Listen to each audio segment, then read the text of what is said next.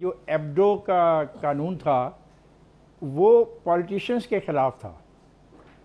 پراوڈا کا قانون پالیٹیشنز کے خلاف تھا. نہیں فوجی ڈکٹیٹر فوجی ڈکٹیٹر وہ نہ لے آئیے گا بیچ میں. نہیں میں سر نہیں یہ جو کہہ رہا ہے نا کہ ایمانداری اور کرپٹ لوگوں کی بات کر رہا ہے، تو ایک پاکستان کے اندر ایک ایسی سوچ موجود ہے کہ جو ہر سیاستدان کو کرپٹ سمجھتی ہے، خواہ وہ حسین شہید سہروردی کیوں نہ ہو.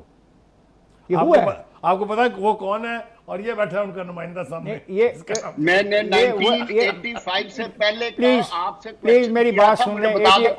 بھائی یار دیکھو Javed this is not fair.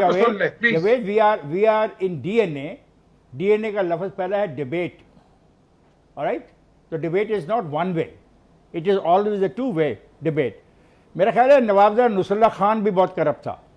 میرا خیال ہے ولی خان بھی بہت کرپٹ تھا. بالکل نہیں. میرا خیال ہے مولانا حضرت مودودی صاحب بھی بہت کرپٹ تھے. میرا خیال ہے شاہ احمد نورانی صاحب بھی بہت کرپٹ تھے. آپ یہ کہنا چاہتے ہیں کہ اس ملک کے اندر تمام سیاستدان کرپٹ تھے؟ یہ غلط ہے. یہ آپ مجھے افسوس سے کہنا پڑتا ہے کہ آپ یہ اپنے ووٹ کی بھی توہین کر رہے ہیں. اور مجھے اچھی طرح یاد پڑتا ہے کہ آپ ووٹ ڈالتے ہیں اپنے حلقے میں جا کے. آپ اپنے ووٹ کی بھی توہین کر رہے ہیں یہ کہہ کے. آپ کسی اے اور بی کو ووٹ ڈالتے ہیں نا، تو وہ اے اور بی میں دونوں ہی کرپٹ ہیں نا آپ کے نزدیک. تو یہ افسوسناک رویہ ہے، اس کا فائدہ عوام کو نہیں ہوگا.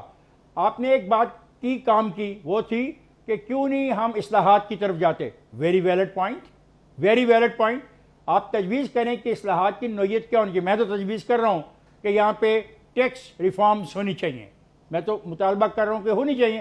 آپ بھی بتائیے کہ افتخار صاحب اور بھی ریفارمز ہیں. مثلا آپ کہیں کہ افتخار صاحب قانون میں ریفارمز ہونی چاہیے، آپ کہیں سول سروسز میں ریفارم ہونی چاہیے. تو بات کو ادھر لے کے جائیں جس کا فائدہ کہیں ہو.